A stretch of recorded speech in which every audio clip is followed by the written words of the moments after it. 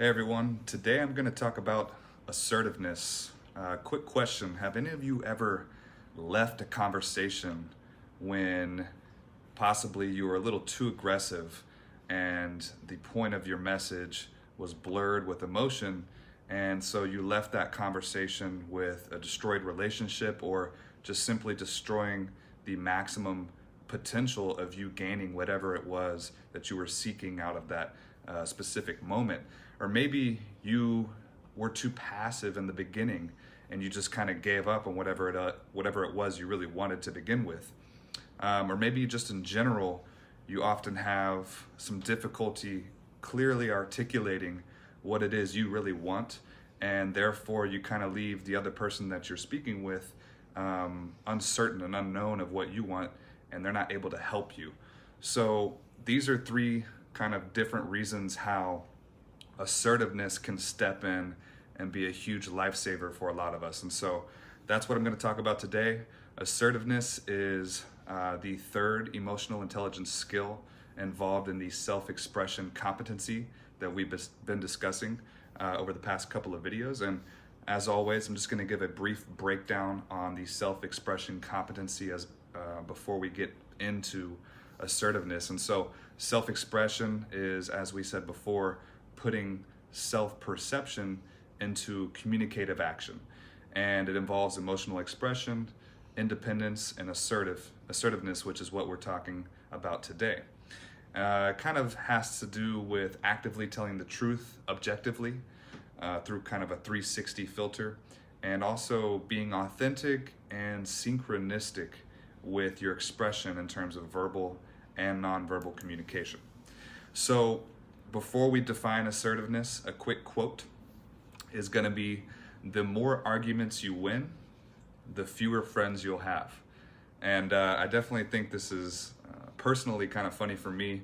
It's from a totally anonymous person, but it's definitely an accurate proverb because I remember when I was a bit younger and even growing into today, you know, a lot of emotion gets involved in trying to prove a point and trying to argue your way through something. And even when you're right doesn't make you always right is another quote that we can use here, because you really have to find a way to articulate what it is you want or what it is you're trying to prove, but also always being respectful and understanding of the other perspectives that are happening within a conversation. So quickly to define assertiveness, it basically has three components involved.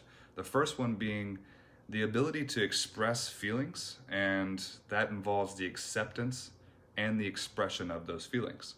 Number two, it is the ability to express beliefs and thoughts openly and being able to voice opinions, disagree, and take a definitive stand, even if it is emotionally difficult to do so. And so even if you have something to lose by doing so, you have to make sure that you're remaining respectful of everyone else too. The third thing is going to be the ability to stand up for your own personal rights and not allowing others to bother you or take advantage of you. And so if you put these three components together, that kind of builds up what assertiveness is defined by. And so what does this look like in the real world? Assertive people are not over-controlled, they're not shy, they're able to do or express their feelings and beliefs often directly, and they do so without being aggressive or abusive, and that last part is really key. And in my opinion, you know, assertiveness is often misunderstood, which is ironic because assertiveness involves the ability to communicate clearly, specifically, and unambiguously. But I think it's misunderstood because oftentimes people hear that and they think about arrogance or overconfidence. But at the same time, being sensitive to the needs of others and their responses in a particular encounter is still an integral part of assertiveness. And so it really has nothing to do with arrogance or overconfidence. It has to do with clearly communicating what it is you want while also, again, being respectful of others. So people with high assertiveness would look a little bit something like this, and you really have to have three things first before you can be assertive, which is why this is one of the more complex emotional intelligence skills. It involves other building blocks within emotional intelligence. And so, number one, you really have to have sufficient self-awareness to be able to recognize your own feelings and to be able to express them appropriately. And then you also have to be sufficient in impulse control and emotional expression, so that you can express disapproval and even anger if a degree of anger is called for, without letting it escalate into fury, and to express a range of desires in the appropriate way with the appropriate intensity, right? It's like that old quote, I've said it before, it's easy to be angry, but it's really difficult to be angry for the right reason, at the right time, with the right person, and in the right way. And third thing is, you must stand up for your own rights, your own personal rights, your own causes, without resorting to emotional sabotage, or just overall being able to walk a fine line and defending your wishes, while at the same time, again, it comes back to respecting another person's point of view and being sensitive to their needs. So tying assertiveness into real world success, you might ask, okay, that's fine, I can prove a point while not being abusive to another person, but how is this going to help me in my life? I'll tell you right now, because success means achieving what you set out to attain. That's, for the lack of better words, a good way to define success.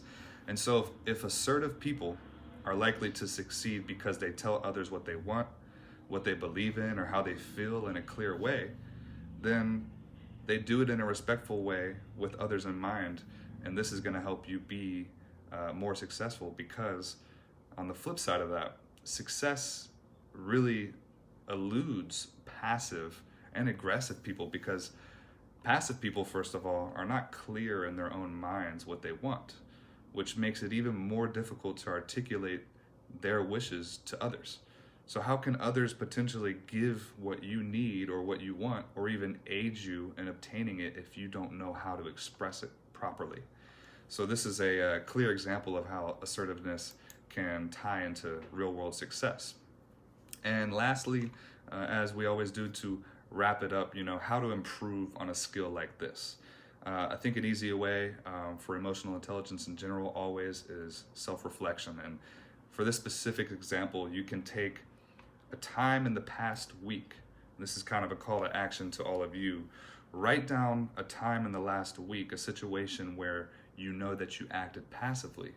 And also write down what thoughts hindered you from being assertive, and what you were concerned might happen if you were assertive. Okay? Do the same thing for an aggressive moment that you had that week. Write down the thoughts and feelings that you were having during that aggressive moment, and write down how the person reacted because of it. And then thirdly, write down a moment where you actually were assertive. Write down the thoughts and feelings you were having, and then how did that person react to that. If you do that and kind of differentiate between the three in a week, and you do that for a few weeks at a time, you're going to see a dramatic awareness level improve, which is also going to be able to help your assertiveness. So I hope that helped for you guys just a little bit. And if you have any questions, want any more details or examples at all, feel free to reach out to me as always. And until next time, thank you.